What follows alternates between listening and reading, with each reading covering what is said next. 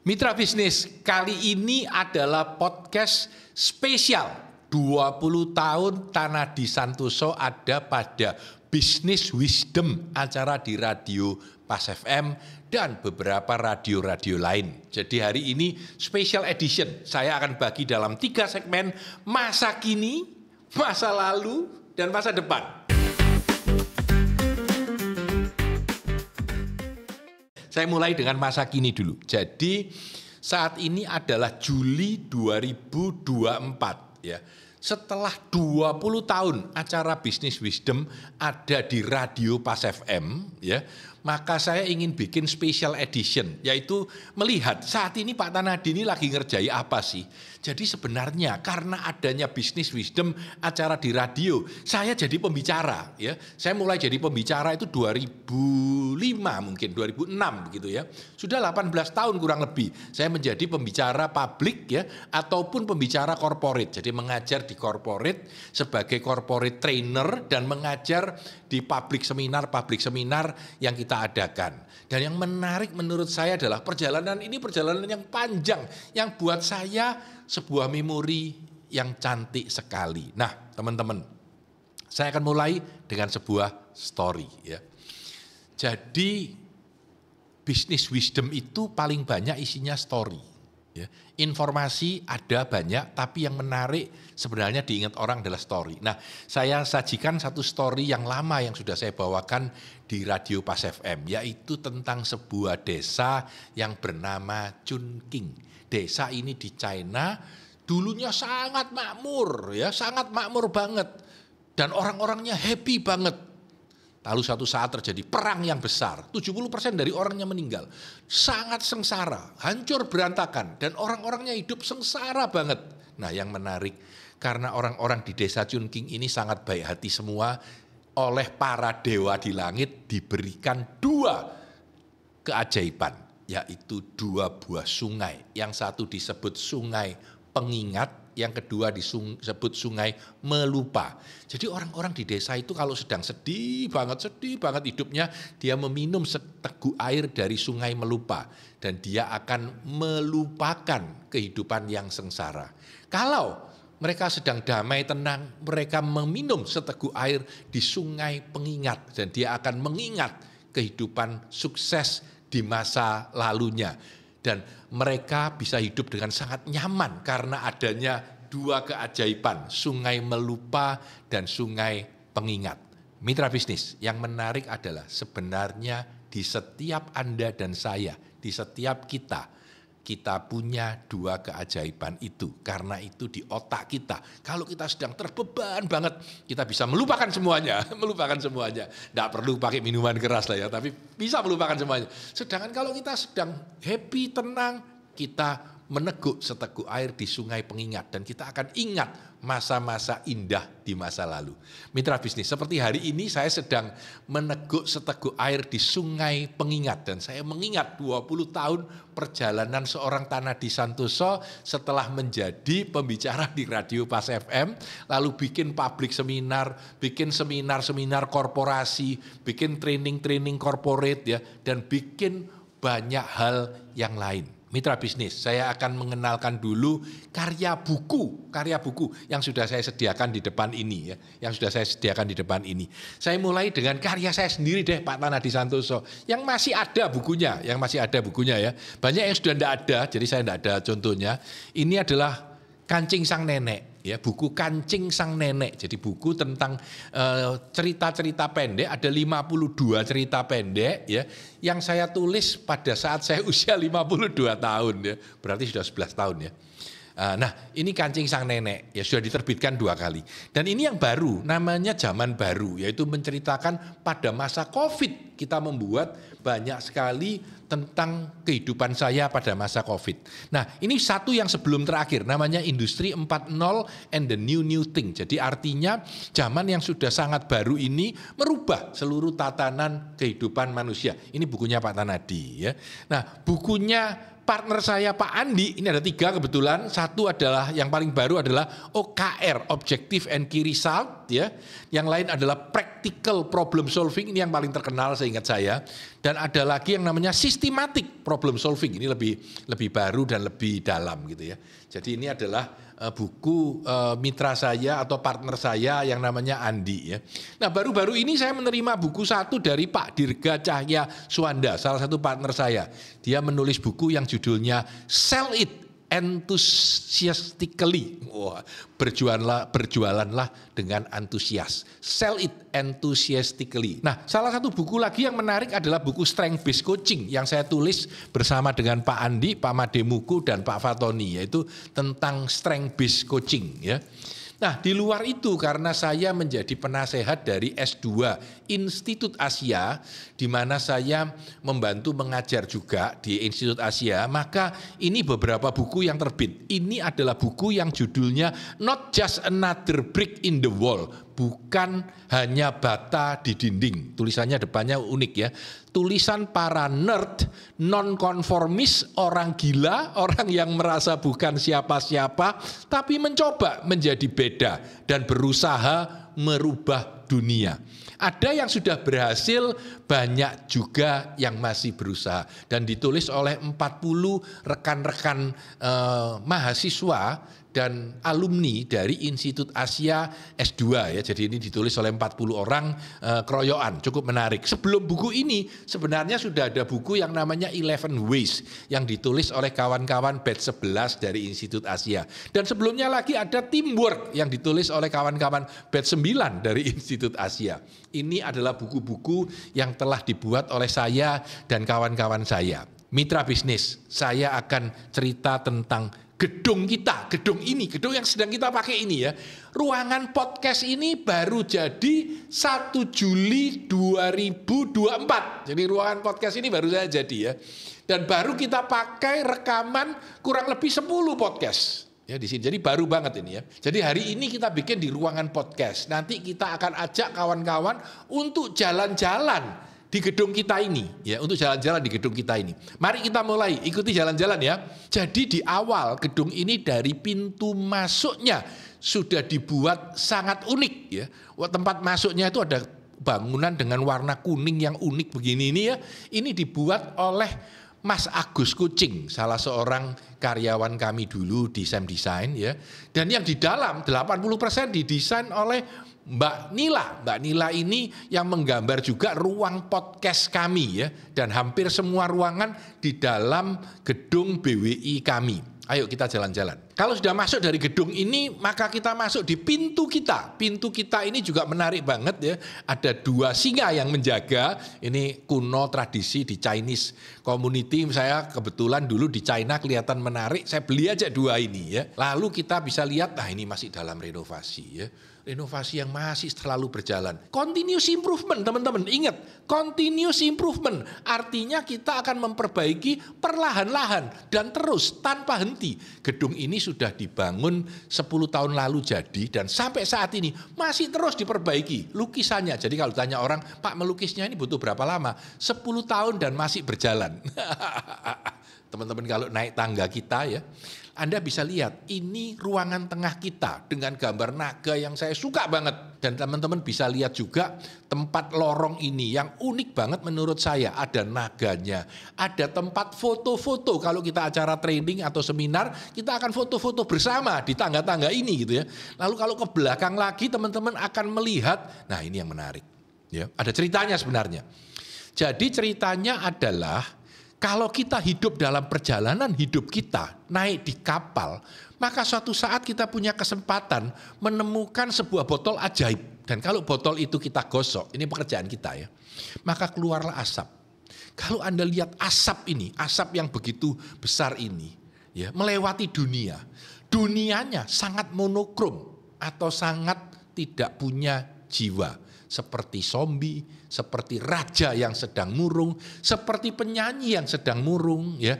Lalu kalau dilewati oleh asap ini, maka semuanya jadi ceria, semuanya jadi hidup, semuanya jadi happy.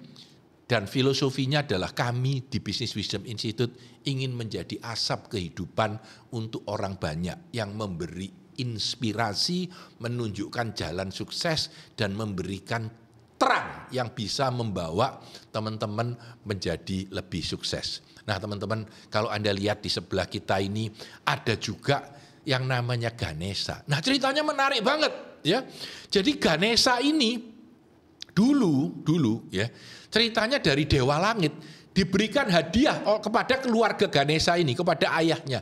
Diberikan sebuah buah yang bisa memberikan kebijakan dan umur yang tak terbatas. Jadi aneh banget ya. Dan akhirnya oleh ayahnya dipanggillah kedua anaknya, yaitu Ganesha dan Kartikeya. Dan dia bilang, anak-anakku siapa yang bisa mengelilingi dunia 3 kali lebih dulu, saya berikan hadiah ini. Dan Kartikeya naik burung meraknya, terbang ke langit, mulai mengelilingi dunia, mulai mengelilingi dunia, mulai mengelilingi dunia. Sementara sang Ganesha turun dari ranjangnya dengan gendutnya, berjalan yang agak sulit gitu, dan mengelilingi orang tuanya 3 kali. Dan dia bilang, aku menang, aku menang, aku menang.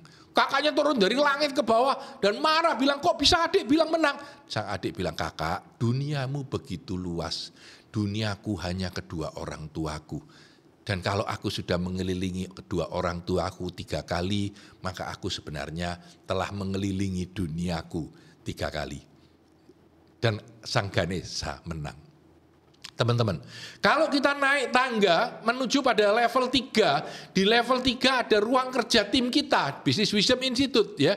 Ruang kerja kita semua di lantai 3, dan di lantai 3 ini ada kamar saya, Pak Tanadi Santoso. Bisa dilihat sebentar ya, ini ruangan saya. Nanti saya akan bercerita lebih banyak lagi di ruangan saya ini ketika menceritakan masa lalu kita, masa lalu kita. Teman-teman, balik ya, balik. Nah, inilah masa kini saya, masa sekarang, masa kita hidup. Saya sekarang sudah berusia 63, hampir pensiun. Dan yang menarik adalah saya masih mau bekerja lagi, memberikan pencerahan yang lebih banyak ya. Bahkan kami menciptakan Alpha Smart, ya. Dan Alpha Smart ini sudah kami bawa di Amerika untuk pameran, di ATD Alpha Smart yang bukunya juga baru jadi. Dan teman-teman bisa lihat kartu Alpha Smart kita yang sudah kita pakai di dalam banyak training-training kita untuk memberikan pencerahan, untuk memberikan kesuksesan lebih, sehingga setiap orang bisa lebih merefleksikan dirinya sendiri.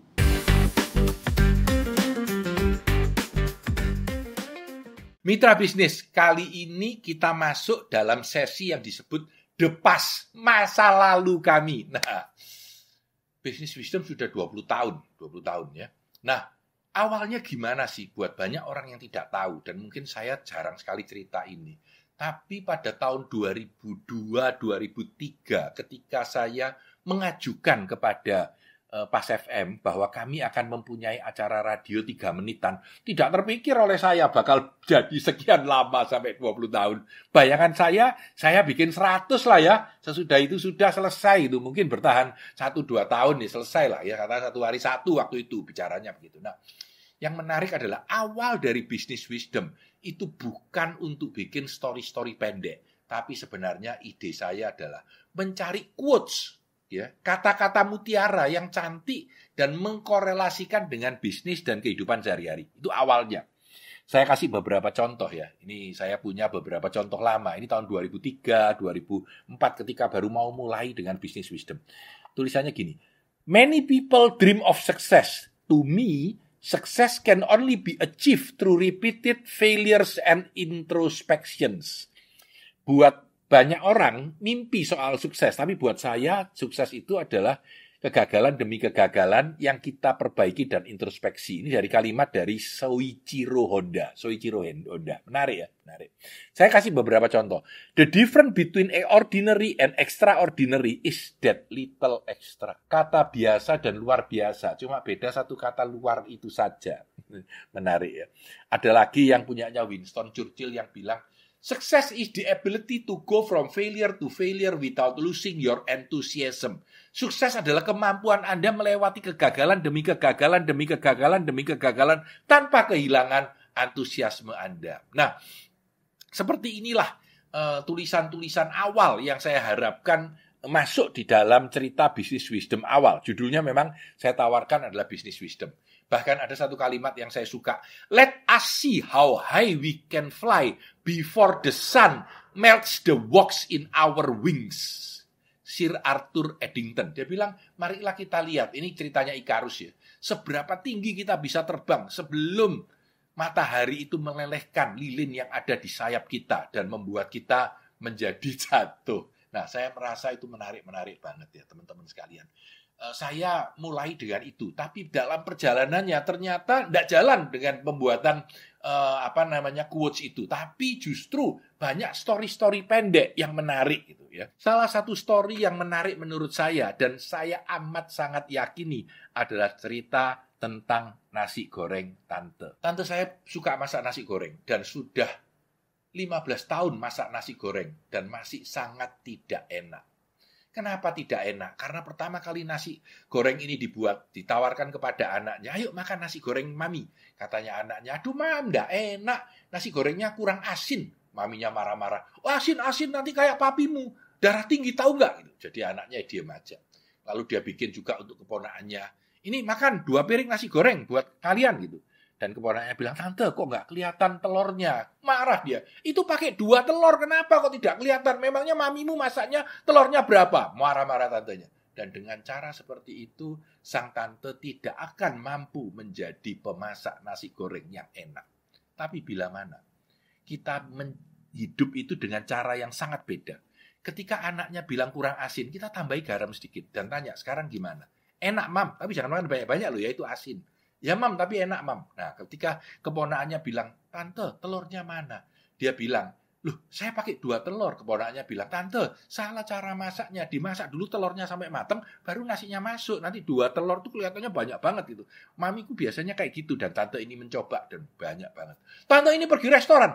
Dan di restoran dia makan nasi goreng yang enak banget. Tanya sama tukang masaknya, gimana buat nasi goreng yang enak? Oh, pakai api yang besar tante. Gitu. Tantenya pulang, pakai api yang besar. Dan gosong. Nah ini kenapa gosong? Ya karena kita salah. Ya, caranya nggak benar. Cara memasaknya salah. Dia coba lagi sekali, gosong. Dia coba sekali lagi, enak. Lalu dia dibilangin orang, kalau masak nasi goreng mau enak, menanak nasinya kemarinnya. Besok baru digoreng, pasti akan enak. Teman-teman, kalau kita mau seperti tante itu, saya yakin nasi goreng kita nggak perlu 15 tahun dan sudah enak sekali.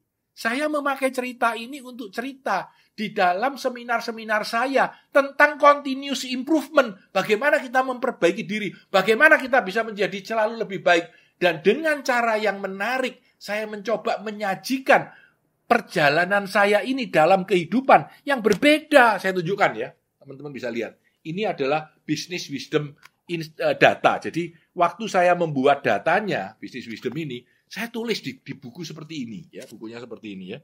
Dan ini adalah kumpulan cerita-cerita yang sekali saya buat 15, 20 gitu ya. Lalu saya tulis, saya data. Ini mulai dari saya boleh buatnya mulai 2006 ya, 2006. Yang awalnya saya tidak bikin ya. Lalu kalau saya melihat sebuah buku dan bagus, saya tekuk, lalu saya akan kumpulkan. Lalu saya duduk satu saat, saya rekam. Nah, ini contoh ya. Saya akan membacakan beberapa dari buku tahun 2006. Cerita-cerita lama yang membuat kita menjadi menarik ya. Nah, ini cerita yang gampang-gampang aja ya. Ada satu cerita tentang kloset yang buntu. Waduh, bayangkan kamar mandi Anda buntu ya. Saya bilang bahwa the important thing usually goes unseen. Semua yang penting itu tidak kelihatan, Pak. Jadi Anda di toilet ya pagi, grojok, jalannya lancar, Anda tidak kelihatan, ya sudah beres. Coba kalau buntu. Bisa pusing 2 hari, Anda tidak bisa keluar, tidak bisa segala mengurusi kloset yang buntu. Artinya hal kecil saja dalam kehidupan itu. Kalau kacau, kita bisa pusing sekali gitu ya. Mobil mogok, kita susah, ya penyakit usus buntu aja yang kecil, susah banget. Kita harus bersyukur bahwa dalam perjalanan kehidupan kita, semuanya lancar gitu. Dan hal-hal kecil itu jadi besar banget. Ini contoh ya. Nah, saya menulis banyak sekali di sini ya tentang business wisdom yang kita pakai ya. Nah, ini dulu tahun 2007, 2 Februari 2007. Saya cerita bahwa ternyata di dalam menciptakan marketing atau branding, orang itu dikatakan punya 7 dosa, yaitu bangga, iri, tamak, sensual, marah, ya, lapar, dan malas. dan malas. Ternyata justru itulah posisi barang yang ditawarkan orang. Bagaimana membuat Anda bangga? Bagaimana beli Louis Vuitton? Bagaimana Anda membuat orang lain iri dengan mobil Anda yang pakai elektrik? Bagaimana kita membuat orang tamak dengan memberikan lotre, bisa kaya mendadak, ya, menanamkan uang di Bitcoin, bisa super kaya, makanan yang super enak, ya, Anda bisa santai, dan teman-teman sekalian. Sebenarnya 7 dosa itu justru yang menarik orang untuk mau membeli sesuatu, dan itu yang dipakai sebagai senjata para marketer. Nah, ini tulisan di 2007 bulan Februari ya. Jadi ini ada beberapa yang menurut saya menarik-menarik. Sederhana tapi menarik-menarik ya. Saya cerita tentang halo efek. Halo efek itu adalah kalau orang itu dianggap sukses, maka dia dianggap pinter, dianggap mampu beli sesuatu, dan lain-lain. Contohnya kalau bintang film, karena terkenal, dianggap bisa jadi bupati, padahal sebenarnya kan tidak gitu ya.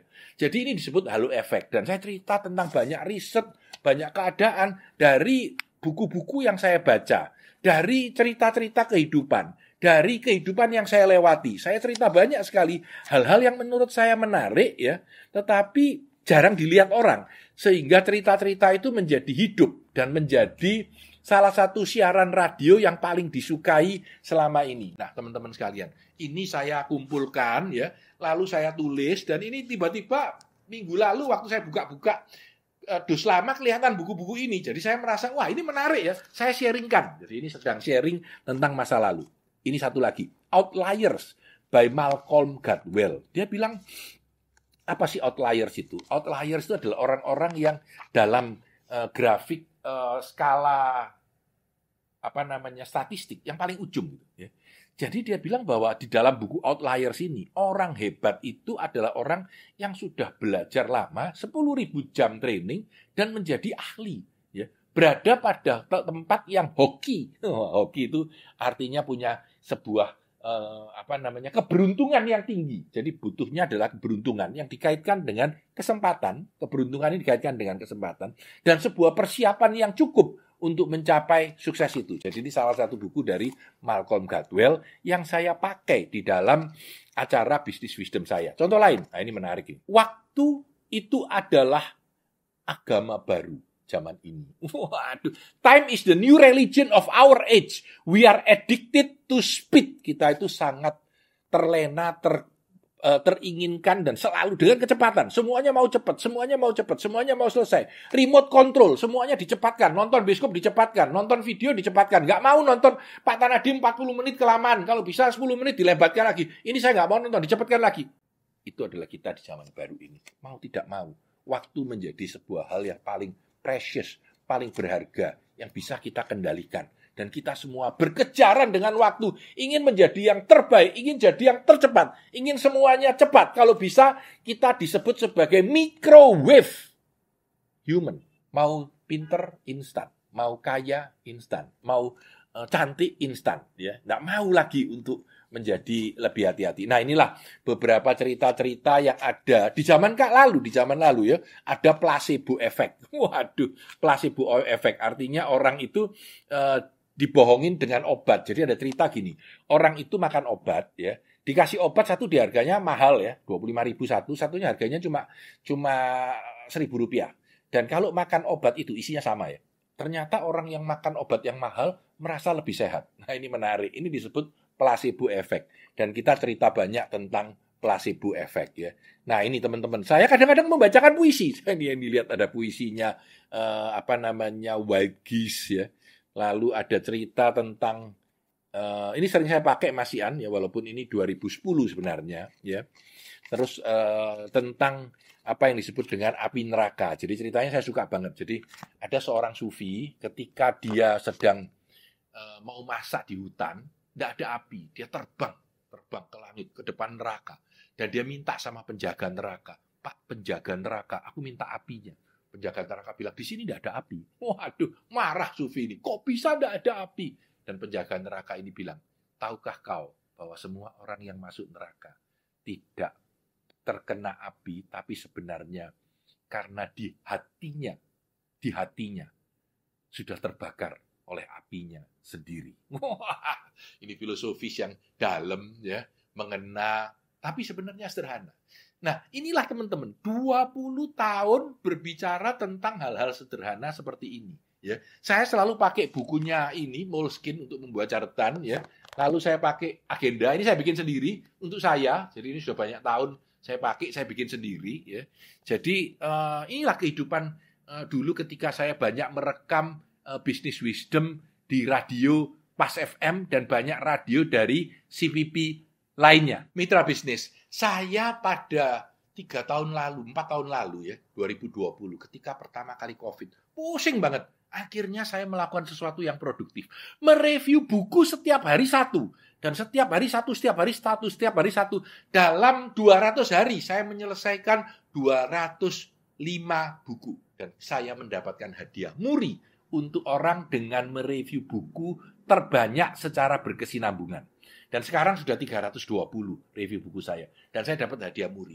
Bersamaan dengan waktu itu, kami mendapat hadiah muri untuk kantor kami sebagai kantor atau perusahaan dengan mural terbanyak. Sekaligus kita dapat 2 muri, yaitu review buku terbanyak dan kantor dengan mural terbanyak. Dan karena sudah 320 review buku, saya jenuh juga, bosen ya. Akhirnya saya berhentikan. Dan setelah diberhentikan, setengah tahun saya berhenti mereview buku dan mulai lagi dengan podcast pada 1 Juli 2024 mulai membuat podcast yang sekarang berjalan ini. Mitra bisnis, sesi masa lalu akan saya tutup dengan sebuah cerita yang saya sangat suka.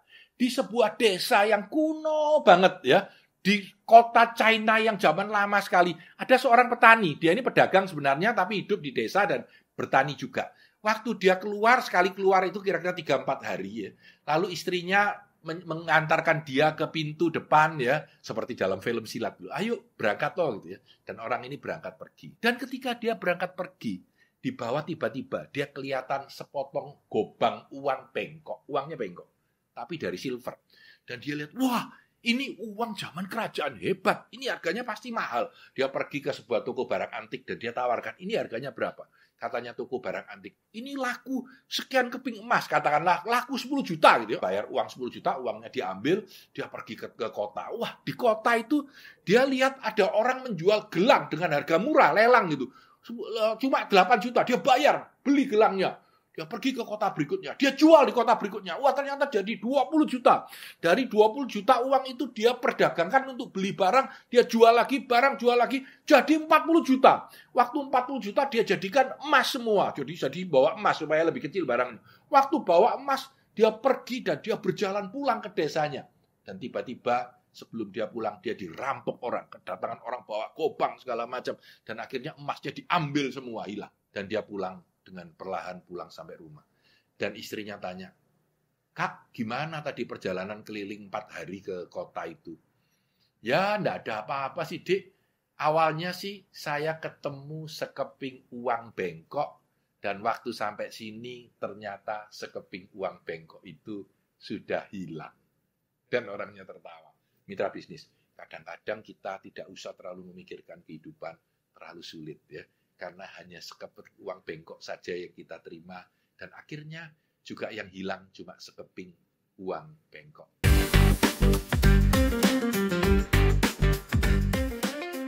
Mitra bisnis, setelah kita berbicara tentang masa kini, masa lalu, maka marilah berbicara tentang masa depan. Nah, teman-teman sekalian, saya teringat tentang sebuah cerita yang menarik. Pada tahun 1957, Rusia meluncurkan Sputnik 1, yaitu satelit yang mengelilingi bumi yang pertama ada di dunia ini. Waduh, bangganya luar biasa Rusia ya. Dan satelit itu terbang di langit ya. Bip bip bip bip bip bip bip bip bip bip bip. Dan ilmuwan-ilmuwan Amerika di kampus itu meriset, wah gila ya, sudah ada satelit. Dan dia memakai alat untuk mengukur berapa kecepatan satelit itu di langit. Di mana lokasi satelit itu sekarang. Dengan komputer yang canggih, dia hitung. Dan mempelajari banyak hal tentang satelit itu. Padahal satelitnya Rusia ya. Dan gempar seluruh dunia. Karena Rusia meluncurkan satelit pertama yang mengelilingi bumi. Lewat beberapa hari, datanglah beberapa orang yang menanyakan kepada ilmuwan Amerika ini di sebuah ruangan interogasi, ya. Dia bilang gini, kita dari CIA, waduh, ya. Lalu itu satelit itu kamu betul ya bisa tahu lokasinya? Bisa. Lalu dia tanya, kalau aku meluncurkan satelit juga, bisa nggak aku melihat lokasiku di bumi itu di mana dengan tahu satelit di atas? Ilmuwan menghitung sebentar, bisa katanya gitu. Wah, kalau gitu aku di laut pakai kapal selam bisa meluncurkan torpedo menuju kepada Rusia gitu. Bisa katanya, karena ada lokasi satelitnya gitu. Wah, ilmuwan ini semua meriset dan akhirnya semua dunia berubah dengan begitu banyak satelit yang ada di bumi ini. Kalau nggak salah sekarang ada sekitar 10.000 satelit di seluruh dunia ini ya. Tentu karena buminya besar banget, nggak kelihatan berapa banyak satelit yang terbit ya. Tapi yang menarik adalah saat ini setelah sekian lama dari tahun 1957, pagi ini Anda ketika cari Starbucks terdekat, Anda sudah memanfaatkan satelit itu dengan Google Maps Anda. Ketika Anda pulang dari kantor ke rumah, Anda sudah pakai satelit itu tanpa sadar. Ketika Anda pesan makanan pada Gojek, semua sudah pakai sistem satelit yang ada. Yang pada tahun 57 baru keluar satu dengan bip bip bip bip bip bip bip bip bip. Saya melihat ke masa depan dengan sebuah ketakjuban baru dengan adanya AI ini seperti apa? Apa yang akan berubah? Apakah akan berubah menjadi seperti apa 50 tahun yang akan datang? Ini ngeri juga, tapi juga unik juga. Dan sangat menarik juga, teman-teman. Kita semua melihat masa depan. Kalau dulu ini adalah masa lalu kita, masa kini kita, sekarang masa depan kita. Ayo kita berpikir, bagaimana kita mau membangun perusahaan kita? Bagaimana kita mau sukses? Setelah 20 tahun bikin bisnis wisdom di Radio Pas FM, saya ingin memulai dengan podcast pada 2024 ini. Lalu saya ingin memikirkan hal-hal baru apa yang bisa kita kerjakan. Bahkan ketika kita mentraining di perusahaan-perusahaan, kita pakai Lego Serious Play. Ini adalah teknik yang menarik. Kalau Anda lihat Lego ini misalkan ini adalah sebuah Business Wisdom Institute. Kita harus jadi gajah, kita harus besar, kita harus punya sistem kerja yang baik. Ya. Kita harus bisa berputar, mengangkasa. Kita harus memanfaatkan teknologi dunia. Kita harus memakai internet, ya. Kita harus transparan sebagai leader. Anda nggak boleh lebih tinggi dari orang lain. Bahkan kebahagiaan dan kerja keras harus berimbang, ya. Nah, kita punya mimpi-mimpi kita. Kita ingin membangun mimpi kita menjadi kenyataan dan apa yang harus kita lakukan yaitu membangun masa depan kita dengan cara yang paling baik. Mitra bisnis, saya sudah melakukan training publik yang cukup banyak, ya. Bahkan kami baru saja melaunching nomor publik kami yaitu 081 123 123 123. Saya ulangi ya. 081 123 123 123. Jadi 081 dan 3 kali 123-nya. Nah, kalau teman-teman mendengarkan ini baru-baru saja ya, maka masih ada beberapa hari untuk bulan Juli 2024 ini. Kalau Anda mem-WA dengan mengatakan kode sandinya minta buku yang baru ya, tolong BWI, maka kami akan mengirimkan 10 buku baru ya, 10 buku baru. Judulnya Not Just Another Brick in the Wall. 10 orang yang mau WA kami segera dalam waktu 2-3 hari ini sejak di-upload ya. Jangan lewat dari bulan Juli ya. Karena sesudah lewat berapa hari sudah habis pasti ya. Maka teman-teman bisa WA baru kami 081 123 123 123 dengan menulis tolong dikirimkan buku Not Just Another Brick in the Wall dan kami akan kirimkan kepada 10 pem-WA yang pertama. Nah, teman-teman sekalian, sebenarnya saya sedang agak ngeri juga dengan adanya AI ini. Di mana ChatGPT sekarang sudah begitu pinter. Bagaimana Anda menggunakan software Gamma. Menyuruh dengan satu prompt. Anda sudah bikin begitu banyak slide. Langsung jadi. Ya. Anda tidak ngerti apa-apa tentang family business. Bisa bikin dengan ChatGPT family constitution. Dan akan jadi dengan ChatGPT.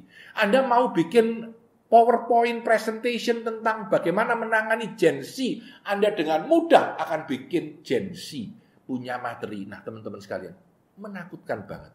Dan perkembangannya akan maju banget, di mana kita akan selalu menjadi lebih hebat, lebih hebat, lebih hebat, lebih hebat lagi di zaman yang akan datang. Dan apakah Anda siap dengan itu? Ada sebuah data yang mengatakan bahwa semua karyawan, semua profesional harus segera dalam 1 tahun mendatang memperbaiki diri, meng-upskill ya, kemampuan kita. Minimal 50% dari karyawan perusahaan dalam 55 tahun ke depan harus di-upgrade. Kenapa? Karena skill dunia baru ini berbeda dengan skill dunia lama. Saya merasa dunia ini berubahnya dengan sangat drastis. Bahkan kami sekarang melakukan training, banyak sekali menggunakan trik atau gimmick atau workshop seperti ini. Supaya orang menjadi menarik, supaya orang lebih ingat. Ya, kita memakai Alpha Smart, kita memakai Lego Serious Play, kita memakai The Face, kita memakai segala macam tools. Kenapa? Karena experience kita menjadi memori yang kuat dan mengingatkan kita untuk kemajuan yang akan datang. Teman-teman sekalian, saya ingin bercerita sebagai penutup dalam acara 20 tahun Business Wisdom di Pas FM ini dengan sebuah cerita yang menarik sebenarnya. Ya. Cerita ini tentang seorang Jepang yang bernama Kinogiro. Kinogiro ini orang yang sudah kuno banget di sebuah desa kecil di Jepang yang sudah lama banget. Ya. Dan dia terkenal sebagai penangkap ikan. Ya. Dan dia penangkap ikan. Kunogiro ini bersama ayahnya yang seorang penangkap ikan yang lebih hebat lagi. Ya. Senior Kunogiro. Nah, yang menarik adalah satu kali Kinogiro yang baik hati ini jalan di pantai dan dia kelihatan anak-anak yang sedang menyiksa kura-kura. Jadi ada kura-kura terbalik yang dibiarkan terbalik, digodain ya, tidak bisa balik badan kan. Kura-kura itu sudah besar ditendangi orang-orang dan dia kasihan dan dia bilang, tolong dong lepaskan kura-kura ini. Kura-kuranya besar banget ya. Dan orang-orang tidak mau, kok enak gitu ya. Dan akhirnya pemuda ini mengeluarkan uang di dompetnya, ini aku beli dah. Ya. Semua uangmu diambil, maka dompetnya diambil. Semua uangnya diambil, dompetnya dikembalikan. Dan 3 anak ini berlari-lari sambil mentertawakan si Kinogiro yang dianggap bodoh ini. Kinogiro mengangkat kura-kura ini dengan perlahan, dengan berat sampai ke pinggir pantai, dibalik dan dilepaskan ke laut. Si kura-kura masuk ke dalam laut dan menolehkan kepalanya sejenak seperti berterima kasih dan pergi. Lewat beberapa pekan, Kinogiro dengan ayahnya pergilah ke laut untuk melaut lagi. Pada saat itu tiba-tiba terjadi badai yang luar biasa besarnya. Kapalnya terbalik dan di laut yang lepas itu, wah, anginnya luar biasa. Dan capek banget si Kinogiro tergelap. Dan akhirnya dia tidak sadarkan diri. Dan waktu dia hampir tidak sadarkan diri, tiba-tiba dia kok seperti melihat seekor kura-kura yang lewat. Dan dia sudah tidak sadarkan diri. Entah berapa hari dia terbangun. Waktu dia tanya, saya sudah berapa lama di sini? Ada seorang cantik di sebelahnya bilang, kamu sudah 4 hari tertidur. Dan dikasih makan, dengan lemahnya dia bangun. Ketika ditanya, ayahku di mana? Perempuan ini bilang, saya nggak tahu ayahmu di mana. Karena hanya kamu yang berhasil kita selamatkan. Dan itu adalah sebuah desa yang begitu indah, begitu damai, begitu happy. Dan Kinogiro hidup di situ dengan bahagia, dengan santai, dengan enak, semua makanan ada, semuanya ada. Dia jatuh cinta dengan wanita ini dan menikah. Setelah menikah, kehidupannya sangat indah, dia sangat happy dengan pernikahan itu. Ya. Sampai satu saat dia teringat, dulu ayahnya di mana ya? Gitu ya. Dan dia menanyakan kepada wanita ini, aku mau ke laut mencari ayahku. Sudah janganlah, lupakan yang sudah lewat, biarkan. Tetapi dia nggak mau, memaksa. Akhirnya dibuatkan sebuah kapal. Dan si Kinogiro naik kapal itu dengan semua perlengkapan makanan sebanyak mungkin. Dan istrinya memberikan sebuah kotak. Dan dia bilang, Kinogiro, kalau suatu saat kamu sedang terpelosok dan tidak tahu apa yang harus kamu lakukan, bukalah kotak ini. Tapi jangan dibuka kalau belum sampai terpepet betul. Dibungkus kain dan Kinogiro membawa kotak itu dan dia pergi berlayar. 1 bulan, 2 bulan, 3 bulan dengan segala upaya dia jalan kemana-mana, tidak menemukan di mana desa itu. Sampai pada bulan yang ke-7 dia sampai ke sebuah tempat, di mukanya sudah panjang semua, sudah bingung, sudah kayak orang gembel gitu. Dia tiba-tiba lihat itu seperti desaku gitu. Lalu ada seorang yang sangat tua duduk di sana dan dia tanya, Pak, pernah tahu enggak namanya Senior Kinogiro, ayah saya? Dan Kinogiro, enggak tahu. Tanya lagi sama satu orang yang tua banget. Nggak tahu. Dia bilang, kalau kamu mau tanya, ada satu orang yang paling tua, yang umurnya sudah 100 tahun lebih. Mungkin dia bisa tahu, kamu tanyalah ke sana. Dia tanya, dan pada tetua, dia bilang, tetua, aku mau tanya. Pernah tahu nggak dulu ada Kinogiro, seorang nelayan di sini? Dan tetua itu bingung dan bilang, ada sih. Tapi sudah mati. Sudah lama mati, kena badai. Ya, bersama anaknya. Dia bilang, loh, kok sama namanya? Coba aku tunjukkan kuburannya. Dan orang ini ditunjukkan di sebuah kuburan, ada namanya Kinogiro dan Kinogiro senior. Dan si Kinogiro bingung, loh, aku kok sudah mati? Ini kok ada kuburanku gitu. Dalam kebingungan yang sangat hebat, dia teringat pesan istrinya untuk membuka kembali kotak itu. Maka dia membuka kotak itu. Ketika kotak itu dibuka, keluarlah sinar yang berterbangan. Dan suara istrinya mengatakan, Kinogiro, sebenarnya engkau telah meninggal lama. Aku adalah peri dari kura-kura yang kau tolong dulu. Para dewa mengizinkanku untuk menyelamatkanmu, karena kau pernah berjasa buatku. Tapi, bila mana kau bikin cari tahu, dan setelah kau tahu bahwa kau adalah Kinogiro, kau tidak bisa kembali lagi ke duniaku. Maafkan aku, suamiku. Dan Kinogiro kaget. Tiba-tiba rambutnya berubah putih. Keluar lebih panjang lagi. Dan kulitnya keriput. Karena sebetulnya dia sudah berusia 130 tahun.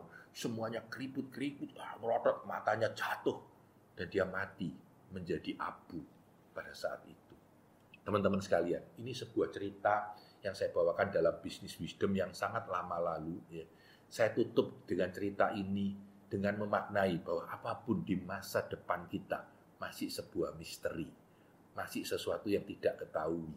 Marilah kita berusaha maksimal untuk menjadi manusia yang lebih baik. Tentang hasilnya, marilah kita serahkan kepada alam semesta. Kita akan jadi apa di masa yang akan datang. Saya Tanapi Santoso dalam podcast kami, Business Wisdom Podcast, edisi khusus untuk 20 tahun Business Wisdom di Radio Pas FM. Sekali lagi, saya Tanapi Santoso. Terima kasih, salam hormat, dan sukses selalu untuk Anda.